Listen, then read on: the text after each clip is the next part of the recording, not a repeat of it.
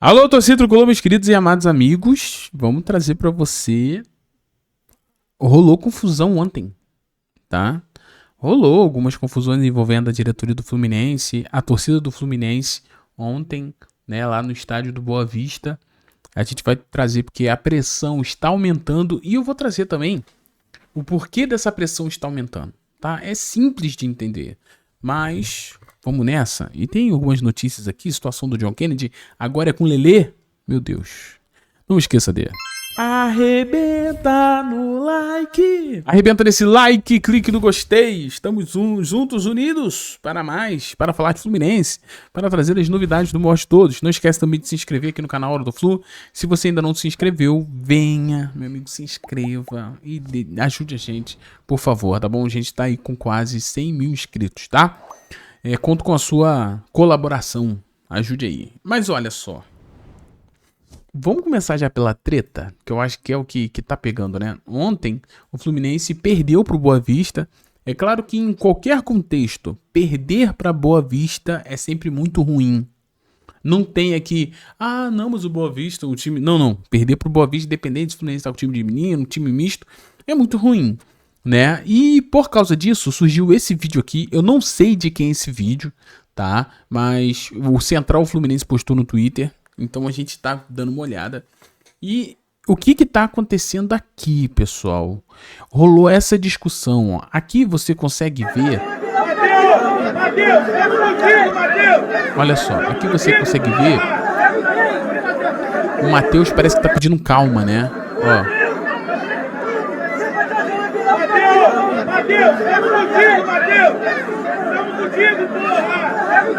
Tem até pessoas falando, Matheus, estamos contigo. E o pessoal aqui na frente cobrando, né? O presidente. E a gente vê aqui, né? Vou tirar o áudio pra gente dar uma olhada de novo. A gente consegue ver ele gesticulando, conversando, né? Então eu acho que tem que esperar. Ele falou alguma coisa de esperar, de ter calma, né? Fica calmo, né? Então, assim, o Matheus tentando acalmar a torcida que realmente cobrou muito, né? E vem cobrando muito.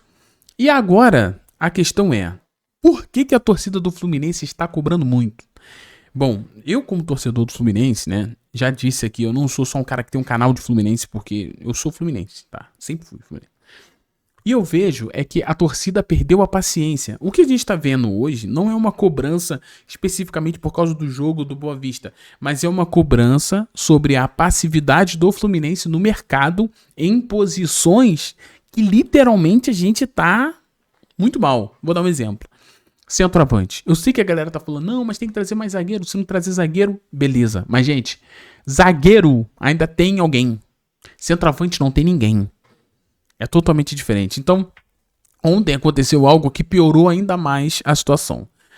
Fluminense, no ano de 2025, ficou pelo caminho em algumas competições pelo fato de não ter um cara gol, um cara que faça gol, um cara que chame essa responsabilidade. Everaldo não correspondeu. JK não correspondeu. Jorge Mancano não correspondeu. Então a gente teve tudo isso. Na janela do meio do ano, surgiu a oportunidade de ter o Carlos Vinícius, esse que tá arrebentando de fazer gol lá no Grêmio. O Fluminense, na época a gente teve uma informação que parece que poderia escolher entre Carlos Vinícius ou Soteldo, e acabou que o Renato acabou escolhendo Soteldo. Foi algo nesse sentido, tá? Que a gente recebeu na época. Então o Fluminense não contratou Carlos Vinícius e não contratou depois o Rafael Navarro, não contratou ninguém, né? E saiu uma informação do Vitor Lessa na época dizendo: Fluminense confia que Everaldo e Germancano estão passando por um momento de estabilidade, mas em breve vão voltar a fazer gol. Só que, meu amigo, ninguém acreditava nisso, porque o próprio Everaldo já era reserva do Bahia. O Fluminense pegou reserva do Bahia e dobrou o salário do cara, basicamente. Por isso que a gente não consegue achar time pro Everaldo, tá? Desde que o Fluminense não pague alguma coisa. O Fluminense, se quiser se livrar do Everaldo, vai ter que pagar parte do salário. Beleza. Então o Fluminense, na temporada passada, pagou pra ver, né? E quando você paga pra ver, você bota um alvo na sua cabeça. Porque se aquilo não dá errado, a culpa é sua. Porque o Fluminense podia e precisava buscar um centroavante. Eu sou do tipo da opinião que acredito que se o Fluminense tivesse um centroavante, o Fluminense não tinha passado o que passou. Aí vem a temporada atual. E o que acontece na temporada atual? Uma passividade do Fluminense no mercado, uma insistência do Fluminense em nomes como de Savarino e Hulk, e não conseguiu trazer nenhum dos dois. O Fluminense ficou com essa novela Hulk e novela Savarino e não conseguiu trazer, né? Então o torcedor já está revoltado desde a outra temporada que não tem centroavante. Aí nesta temporada o Fluminense perde tempo com o Hulk, que não consegue trazer o jogador, e agora vê JK, que foi o único que começou nessa temporada fazendo gol contra o Madureira e dando assistência, sair machucado. Sendo que o próprio Germancano já se machucou no treino. Resumindo, a pressão aumenta, porque o Fluminense atualmente tem apenas Lelê de centroavante e Everaldo. Então daqui a 10 dias, né, começa, ou 10 ou 9 dias, começa o Campeonato Brasileiro. E a gente tem a disponível do Fluminense agora, Everaldo e Lelê. Então se estava difícil no ano passado, conseguiu ficar pior. Só que aqui você consegue ver o Matheus pedindo um pouco de calma, um pouco de tranquilidade, porque realmente deve ir atrás de um centroavante. Só que tipo assim, ninguém tá com mais paciência. As pessoas já estão chateadas, algo que já vem desde a outra temporada. E para piorar o caso, acontece que ontem o JK, segundo Marcelo Neves, saiu assim do jogo. Olha a bota. Ele não conseguia apoiar o pé. Foi um entorse bem sério, né? Eu acredito que vai ter lesão aqui, porque ele não conseguia apoiar, ele tentou jogar de novo. Ele tentou apoiar e depois pediu para sair, então foi algo bem sério. Então, tipo assim, por mais que eu ache, não, Thiago, mas tem que pedir pra torcida ficar calma. Eu não tenho que pedir pra torcida ficar calma, não. Pelo contrário, a torcida está no seu total direito para pegar centroavante, para querer centroavante, para reforçar o Fluminense, porque no ano passado, é o que eu falei, eles optaram em escolher acreditar em Germancano e em Everaldo, e o resultado foi o que foi. Então, para que isso não aconteça, a torcida já está cansada. A torcida tá revoltada. Tu viu que eu coloquei aí na thumbnail que a pressão aumentou. Então, por causa da lesão de Germancano e agora esse entorse do JK e o Fluminense tendo ali só Lelê e Everaldo, a pressão tá gigantesca pro Fluminense dar uma resposta pra torcida. E eu vou te falar, e a diretoria precisa dar resposta. A diretoria tem a obrigação de dar a resposta. Por quê, gente? Vamos lá, na época de eleição, né, as pessoas querem ser presidente e tudo mais, mas, mano, tu tá num clube gigante. Sabe? A cobrança é alta mesmo. Não tô falando que tem que cobrar agredindo ninguém. Não tô falando que tem que agredir o Matheus Montenegro. Não tô falando que tem que agredir o Mário Bittencourt. Mas você precisa dar uma resposta pro torcedor. Uma das coisas que ontem acabou pegando um pouco mal foi o Mário, um frame, né? Um frame. Foi até esse frame aqui que o Igor Lira postou. Um frame do... Isso aqui foi após a derrota e parece tipo que o Tenório e o Mário estão sorrindo. Isso é de um vídeo. É claro que aqui é só um frame. Não tem como a gente parar e pensar, será que o Mário tá rindo da cara do torcedor? Eu acho que não. Porque eu acho que se o Mário estiver rindo, deve ser de nervoso. Porque eles que precisam dar a resposta para o Fluminense, para o torcedor. Gente... Tá muito difícil, a situação então não tá legal. E o que vai fazer o torcedor ficar mais calmo? Que o Fluminense vá ao mercado e reforce.